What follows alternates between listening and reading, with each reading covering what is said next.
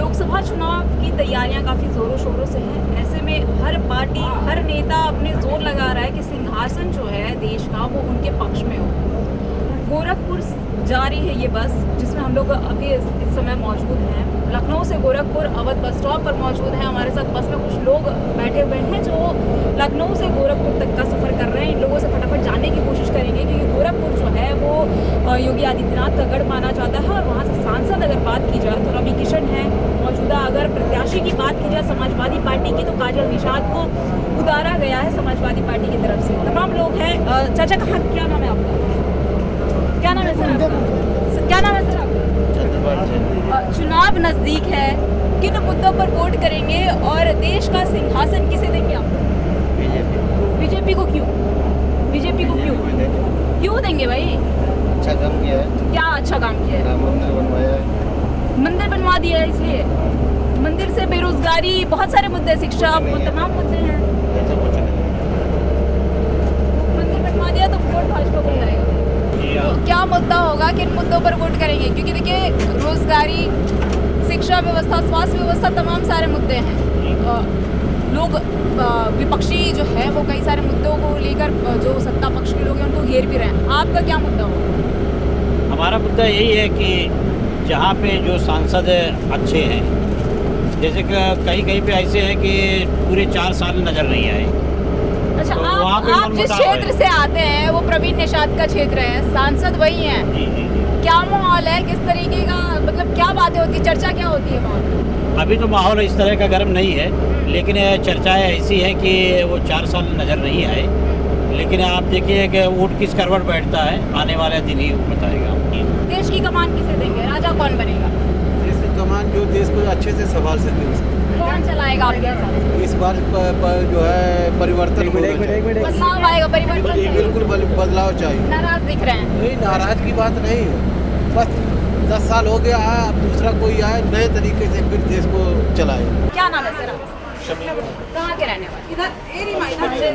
डुमरियागंज के रहने वाले। और चुनाव नजदीक है, क्या मुद्दे होंगे, देश की कमान किसके हाथ में आप लोग देंगे? देखिए वैसे तो हमारा सोचना ये था कि कांग्रेस आएगी तो शायद अच्छा करेगी, क्योंकि मनमोहन जी थे तो उन्होंने बहुत कुछ किया था। हम 12 साल लखनऊ में थे लेकिन काम धंधा यहाँ ठीक नहीं था, इसके लिए मैं साल भर से दिल्ली में था। अब वापस आया हूँ, घर जा रहा हूँ। तो इसलिए मुझे लगता है कि कांग्रेस ने बढ़िया राज किया है और सत्ता उनके हाथ में। कोई तो पसंद होगा। अच्छा, मोदी जी कैसे लगते हैं? अब कुछ खास नहीं है मेरे लिए तो। अखिलेश यादव, हाँ उन्होंने काम किया है, कह सकते हैं। बाकी इनके शिक्षा की पढ़ाई के लेकर ऊपर के लिए इन्होंने हम लोगों को बेरोजगार कर दिया है, न कोई नौकरी है, न जितनी वैकेंसियाँ आती हैं ये लोग वैकेंसियाँ कोर्ट कचहरी में लटका देते हैं और फिर हम लोग को जैसे पेपर होता है, पेपर लीक हो जाता है। क्या मतलब है इस चीज़ों का? अच्छा ये बताइए मुद्दा क्या रहेगा, किन मुद्दों पर वोट करेंगे आप लोग? हम भाई तो अखिलेश को वोट देंगे, हम यादव हैं। अखिलेश को वोट देंगे।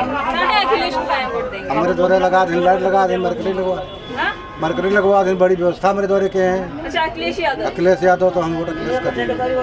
अच्छा, तो मोदी जी को क्यों नहीं देंगे? मोदी जी भी तो कह रहे हैं फ्री में राशन दे रहे हैं। राशन तो सबका देता हूँ, दे दो। हमें निजी को दिए तो हम जानिए हमारे लिए दे रहा है। अखिलेश हमारे लिए निजी लाइट भेजवा दें तो अपने गाँव भर में जल तो ये बताइए सर, चुनाव नजदीक है, देश की कमान किसके हाथ में देंगे? वैसे मोदी जी तो ठीक है, लेकिन थोड़ा जैसे आप गोंडा की बस में बैठी हैं, बस की हालत देख लीजिए। शिक्षा व्यवस्था में भी थोड़ा सुधार होना चाहिए और मेन मुद्दा होना चाहिए बेरोजगारी। क्योंकि बेरोजगारी बढ़ रही है, बस कागजों में ख़त्म हो रही है, लेकिन देश में बेरोजगारी बहुत है। बेरोजगारी चरम सीमा पर है, सिर्फ कागजों में ख़त्म हो रही है। तो ये बताइए चुनाव नजदीक है, क्या मुद्दा रहेगा, किन मुद्दों पर वोट करेंगे? आप लोगों को तो पता ही है, भारतवर्ष में सर्वाधिक बेरोजगारी और उसके बाद में अशिक्षा, स्वास्थ्य की समस्या, ये तीनों बनी हुई है बराबर।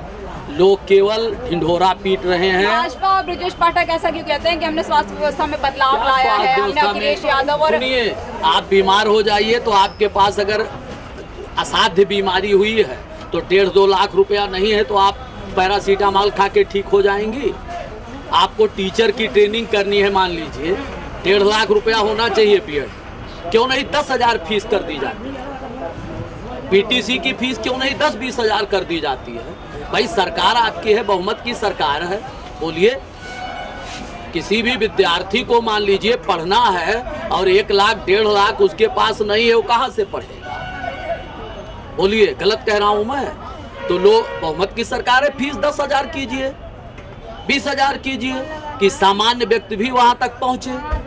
और केवल ये कह देना कि ऐसा है वैसा है, देखिए बातें की जा सकती है, क्योंकि मैं शक्तिशाली हूँ, मेरी सरकार है, मैं जो चाहूँगा कर लूँगा, ये तो देखिए होता है। राजा का राज शुरू से चलता है, तो वो चीज़ चलता रहा है। बाकी देखिए जो वास्तविकता ये है कि भारत देश में शिक्षा, स्वास्थ्य ये फ्री होना चाहिए। और क्या मुद्दा रहेगा, किन मुद्दों पर वोट करेंगे? चुनाव नजदीक है, देश की कमान किसे देंगे? मुद्दा ऐसा कुछ नहीं है, लेकिन जो भी है भ्रष्टाचार अभी भी वैसे है, पहले के जैसा।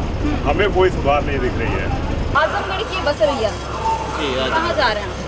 हम लोग दोस्त जा रहे हैं। ये बताइए कि चुनाव तो नज़दीक है, तमाम प्रत्याशी जो हैं वो अपने प्रचार प्रसार भी शुरू कर चुके हैं। आप लोगों के क्या मुद्दे हैं और आप क्या सांसद कौन हैं? हमारे यहाँ जिला सुल्तानपुर सांसद श्रीमती मेनका गांधी जी हैं और हमारे यहाँ मुद्दा जो है रोजगार है, अच्छी शिक्षा है और जो है निजीकरण को कम किया जाए, निजीकरण को कम किया जाए, सार्वजनिक चीज़ें ज़्यादा की जाएँ।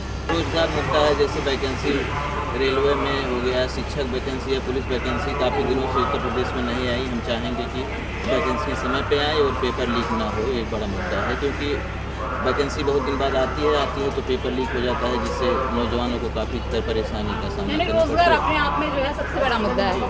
मैम, आप किन मुद्दों पर वोट करेंगे? आपका क्या मुद्दा है? मेरा भी यही है कि वैकेंसी आए और सबको रोजगार मिले, नहीं तो जो स्टूडेंट्स हैं उनको बहुत दिक्कत हो रही है। अच्छा, भाजपा की सरकार तो दावा कर रही है कि रोजगार दे रही है, नौकरी दे रही है, लेकिन पिछले साल से भी शिक्षक भर्ती भी नहीं आ रही है और जो मतलब हो भी रहा है एग्ज़ाम वो कैंसिल हो जा रहा है।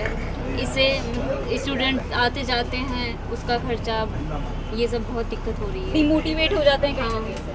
हाँ, बाद में पता एग्ज़ाम दे के और पता चलता है कि लीक हो गया। यहाँ पर तमाम लोग अपनी अपनी प्रतिक्रिया दे रहे थे, ये बता रहे थे कि मुद्दों पर ये वोट करेंगे। और जो यहाँ पर प्रधानमंत्री नरेंद्र मोदी यानी भाजपा का क्रेज़ जो है, ये कह लीजिए कि गोरखपुर के लोग हैं और ये भाजपा का गढ़ शुरू से रहा है। गोरखपुर भगवा में हो चुका है और ऐसे में यहाँ के जो लोग हैं वो भाजपा के समर्थक ज़्यादा दिखाई दे रहे हैं। आप लोग लगता है कि बने रहे हमारे साथ।